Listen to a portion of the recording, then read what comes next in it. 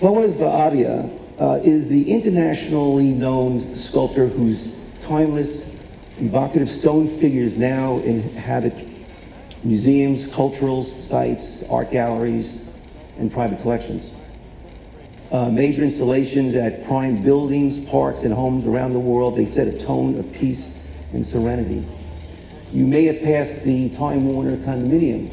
It was built on Columbus Circle. And in the entrance is a very fine and wonderful work that he created, and is truly a tribute that the developers of that project, which is really quite extraordinary, chose his work to be there amongst many that, of course, would have been available to them. Boaz was born and raised in Israel and moved to New York City in 1975 thanks to a grant he received from the American Israel Cultural Foundation. He established his studio in Soho just before its streets labored to give birth to a new community of working artists. Roads were torn up and buildings were torn down. In the chaos of New York City, he discovered supplies from the earth: slate, bluestone, ubiquitous materials of the city that are sedimentary rocks from glacial periods, millions of years old. The city's windowsills, shingles, curbstones were all ready available to an artist, permitting the recycling of nature's resources to build, destruct, and reconstruct edifices of the future. He has used these materials to make personal totems that evoke primal energies and ritual. I understand that you have initially brought some images so that we can see the evolution of your work. That's correct. What I wanted to do is, first of all, thank you all for coming. And what I wanted to do is basically start with some work just for you to look at images from 1971 to present. So you'll have some reference point later on as we talk. So when I mention something, you'll have some image of it. I do not want to lecture about it. I just want you to have the images as a reference point for you to eventually kind of, when I talk, to relate to.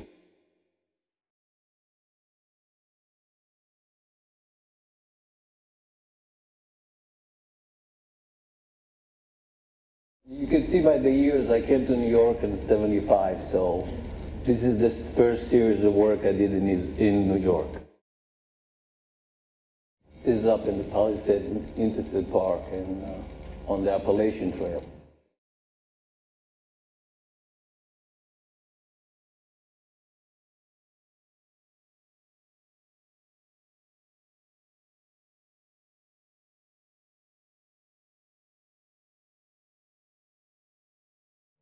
This is in the Israeli Museum with slate roof shingles from New York.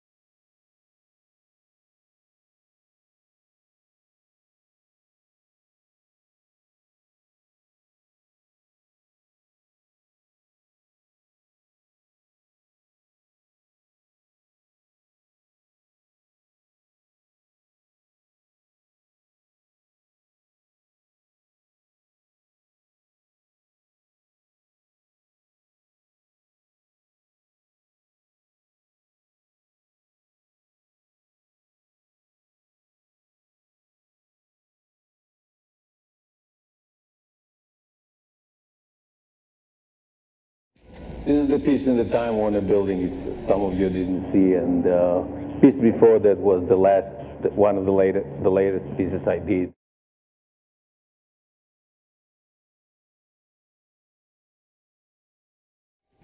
Let's talk about what has inspired you to work in stone. Tell us about the incident that happened on the streets of New York that set you in your new direction. Well, when I arrived to New York, I was very lucky. I had friends that came to New York, and kind of settle in the Soho area in the early 70s. And so when I received the grant from the American Cultural Foundation, I came to New York. And as I came to New York, what happened is that I was actually shocked. The city was so big. I came up from a small village and grew up in a farm. And I tried to find what is within that city, within this urban environment, can touch me the same way as the love that I have to the earth in Israel. What was those things? And one of the things that happened is that they were ripping up all the sidewalks in the area, and all the sidewalks in Soho were bluestone, and they were replacing them with concrete. So I had the free materials. I had a shopping cart, and I went around and picked up this stone that I felt the connection to. And as I brought it into my studio, as I started working with it, I recognized the characteristic of the material. As I tried to do things with it, it would not allow me to do what I want. It was just always would go into the natural formation of the rock, the layering. And it's really, really eventually what inspired the style of my work today, is instead of fighting with the materials, I kind of surrendered to it and allow it to be my partner in the creative process. But you work with very basic tools. To me, not far removed from what looks like prehistoric methods. So do you feel a connection to primal forces when you do your work? What happened is that growing up in Israel, one of the things that was instilled in me is the tremendous amount of love to the earth. I grew up in a farm. I have great memories of walking behind my father, plowing the land with the mule, and really the land provided me. So what happened is that I always was trying to find that primal connection to Mother Earth. There is that love that I had toward Mother Earth.